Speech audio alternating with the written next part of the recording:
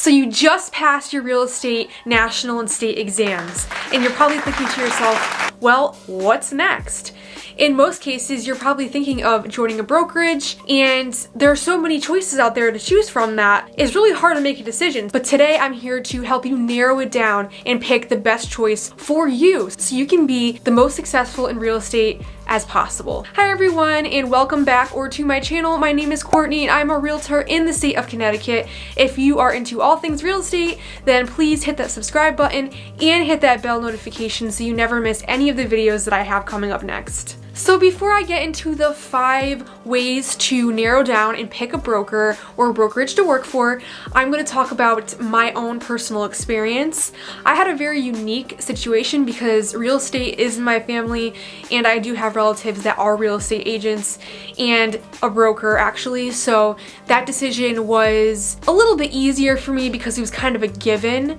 However, there are a lot of things I like about the way he runs his brokerage that made the decision even easier, and those are the things that I would look for if I was going out and having to search a little bit harder to find the best broker that suits my needs and wants and where I feel the most comfortable. The main thing that I would look for is what training and mentorship do they offer? You know, you're probably getting into this with zero background knowledge of real estate.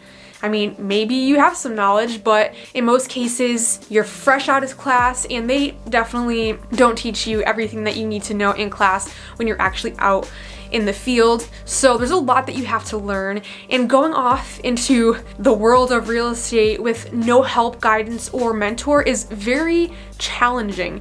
So if you are interviewing brokers, I would definitely ask about their training and mentorship programs, because you want to have someone on your side. You want to have support and guidance. You want to know you have someone watching out for you and someone to help in case you feel like you're lost. And I think that if you don't have that foundation where you have a support system and a group of people that have your back, then it's going to make it very difficult to be successful in real estate, and it's going to be 10 times harder to actually get out there and stick with real estate. Now, obviously, you're probably thinking, well, commission split, that's a no-brainer. That's how I'll choose my brokerage. But I want to advise you that this is, of course, important, but it is not the only thing that you should be looking at when you are trying to decide on a broker, because you have to look at the entire picture. Okay, you may be getting a higher percentage for every deal, but what are they offering you and what aren't they offering you?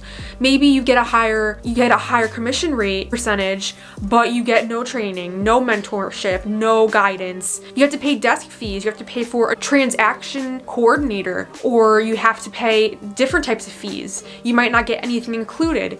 Whereas if you have a full service brokerage, you may get a little bit less of a commission, but you have all of the tools that you need given to you and provided for you to be successful. Sometimes it's really a give and take, and I would definitely look past just the commission splits and look at the entire picture of what the brokerage has to offer. Next, I would just get familiar with the culture of the office. It's very simple. If you are sitting in with the broker and having a conversation, do you feel comfortable? Do you feel like they would be a good fit? Do you think that you would mesh and click with them? Do you feel comfortable? Basically, what it comes down to is, do you feel comfortable with the broker when you're interviewing them?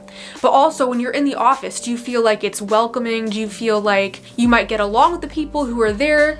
I mean, it's hard now with COVID to see because there might not be as many people in the office, but when you walk in, do you feel like you are welcome? Do you feel like you would click with the people that are there? Do you think that it'd be an environment where you would be successful? So it's really just one of those types of feelings that you need to get to know that you're in the right place or the wrong place. Some people have a better indication of this feeling, but I think that you really have to just go with your gut instinct. And if you feel like it might not be the right place for you, or if you feel like this is where I would love to work, this is where I want to be, then I would definitely take that into consideration and pay attention to those things. So this may be pretty obvious, but look at the brokerage's reputation. So put yourself in your client's shoes. They're going to want to search the internet or look at social media to see if you're good at what you do. So put yourself in their shoes, take a look at what positive or negative reviews that the brokerage has, and kind of go from there. Is this what you want to associate yourself with? And if you can, see what other agents are saying about the brokerage. Maybe try to get an opinion from someone who works there already and if they enjoy the atmosphere. And lastly, try to determine what the brokerage's specialties are and what areas they serve. So for example, if the real estate brokerage does a lot of commercial real estate and that's just not your cup of tea, maybe you want to look for a brokerage that focuses more on residential real estate. Make sure you are comfortable with the areas that brokerage serves. Also, is it close to home? Is it a far travel to where clients are going to want to look at homes? So you definitely want to make sure it is in an area that you will be familiar with and that you will feel comfortable dominating in the market. All right, and that is it for today's video. It was a bit of a short one, but I think that it will give you some great information to go off of if you are looking to choose and narrow down on a brokerage. And if you enjoyed this video, please give it a big thumbs up, hit that subscribe button, and hit that bell notification so you never miss a new video from me.